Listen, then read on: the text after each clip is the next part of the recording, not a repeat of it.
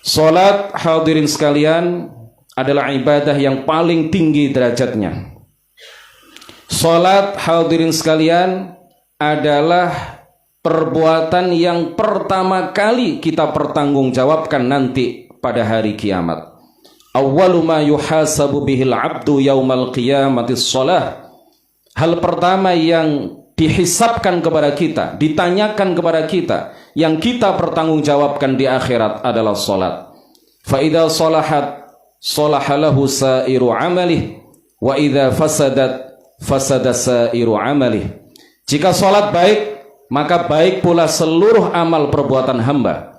Jika salat rusak, maka menjadi rusak pula amal-amal perbuatan hamba yang lainnya. Para ulama ketika menafsirkan hadis ini mengatakan, orang itu kalau sholatnya baik, maka ketika dia melakukan perbuatan-perbuatan baik selain sholat, pahalanya akan diberikan kepadanya secara sempurna.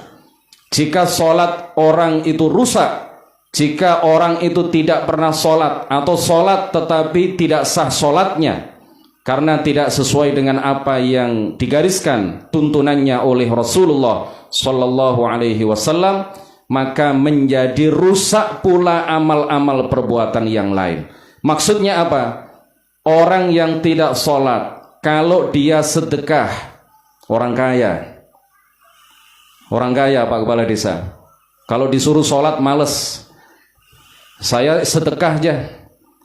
Sebagian artis itu ketika ditanya apakah sholatnya sudah genap 5 waktu dalam sehari semalam, kalau saya sholat itu mohon maaf, saya satu hari itu bisa sholat bukan 5 kali tapi hanya 3 kali, 1 kali, tapi sedekah saya banyak. Mudah-mudahan dengan sedekah ini Allah memberikan pahala kepada saya dan bisa menutupi dosa-dosa saya di dalam meninggalkan sholat 5 waktu. Nah, ini adalah artis yang tidak bisa ditiru kalau seperti ini ucapannya. Para ulama mengatakan jika sholat seseorang rusak, jika orang itu tidak sholat kemudian sedekah, maka sedekahnya tetap mendapatkan pahala dari Allah Subhanahu wa ta'ala, tetapi tidak Allah berikan pahala sedekah itu secara sempurna. Jika dia melakukan perbuatan baik apapun yang dia lakukan selain sholat, karena sholatnya rusak, maka pahalanya tetap dia dapat, tetapi tidak diberikan secara sempurna. Inilah yang dimaksud dengan apabila sholat seseorang rusak, maka menjadi rusaklah seluruh amal perbuatan yang lain. Bukan berarti orang yang tidak sholat kalau puasa, puasanya tidak diterima. Bukan seperti itu yang dimaksud. Yang dimaksud bukan seperti itu.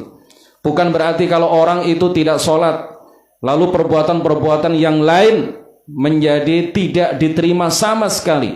Tidak seperti itu. Tetap diterima, tetap dapat pahala, tetapi pahalanya tidak diberikan secara sempurna.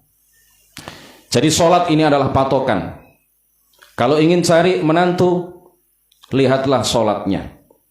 Kalau ingin mencari jodoh, yang pertama dilihat adalah seberapa kuat dia memegang teguh akidah ahli sunnati wal jamaah, kemudian seberapa baik kualitas sholatnya.